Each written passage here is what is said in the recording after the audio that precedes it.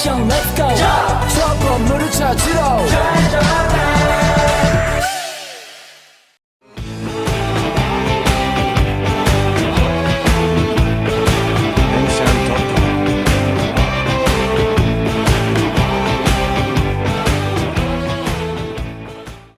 Setelah memperkenalkan diri, yuk mari kita simak beberapa penjelasan poin penting, yaitu apa itu Kabinet Juanda, kelebihan kabinet, kekurangan kabinet, dan penyebab runtuhnya.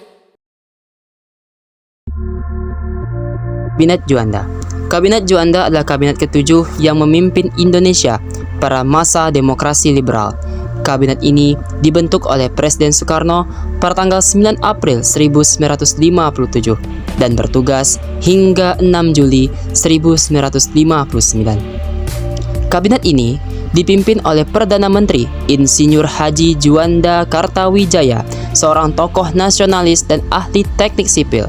Kabinet ini juga dikenal sebagai Kabinet Karya atau Second Cabinet karena anggotanya terdiri dari para tokoh yang ahli di bidangnya, tanpa memperhatikan afiliasi partai politik.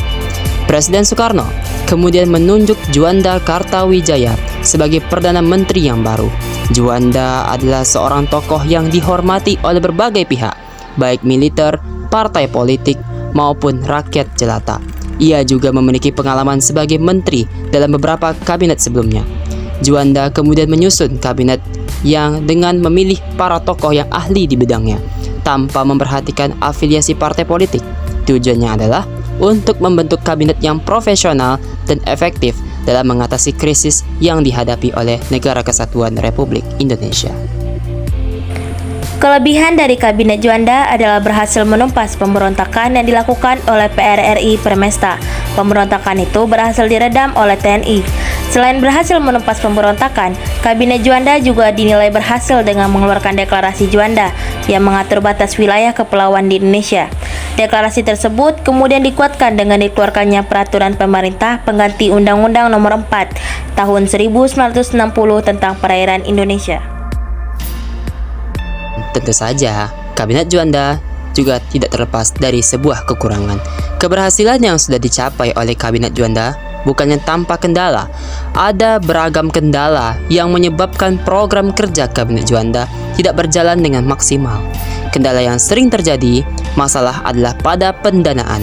Hal ini dikarenakan pos-pos pengeluaran yang sangat besar, terutama pada biaya untuk menumpas sebuah pemberontakan, yakni PRRI Permesta. Selain biaya yang sangat besar untuk pemberontakan, pendapatan juga berkurang karena adanya barter dan penyelundupan yang terjadi. Defisit negara yang besar sehingga menimbulkan inflasi yang juga menjadi kendala dalam pendanaan. Terakhir adalah bahwa disiplin ekonomi pada masyarakat masih sangat memprihatinkan dan tentunya kurang. Penyebab runtuhnya Kabinet Juanda. Kejatuhan Kabinet Juanda berakhir pada tanggal 6 Juli 1959 ketika Presiden Soekarno mengeluarkan dekret presiden pada tanggal 5 Juli 1959. Dekret ini menetapkan kembali Undang-Undang Dasar 1945 sebagai dasar negara dan mengakhiri demokrasi liberal. Dekret ini juga membubarkan Konstituante, lembaga yang bertugas untuk menyusun konstitusi baru karena dianggap gagal mencapai kesepakatan. Selain itu, dekret ini juga membubarkan Dewan Perwakilan Rakyat dan Dewan Perwakilan Daerah, serta menggantinya dengan Dewan Nasional. Dengan dekret ini, Presiden Soekarno memperkuat kekuasaannya sebagai pemimpin tunggal Indonesia. Ia juga memulai era baru dalam sejarah Indonesia, yaitu era demokrasi terpimpin. Dalam era ini, Presiden Soekarno menjadi penentu segala kebijakan negara tanpa ada kontrol dari lembaga legislatif atau yudikatif. Kabinet Juanda tidak melanjutkan tugasnya setelah dekret ini dikeluarkan. Sebagai gantinya, Presiden Soekarno membentuk Kabinet Kerja 1 pada tanggal 10 Juli 1959.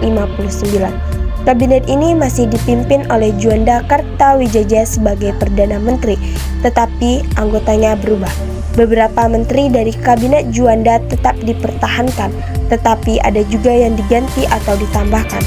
Kabinet Kerja 1 bertugas hingga tanggal 18 November 1959. ketika Juanda Kartawijaya meninggal dunia karena sakit.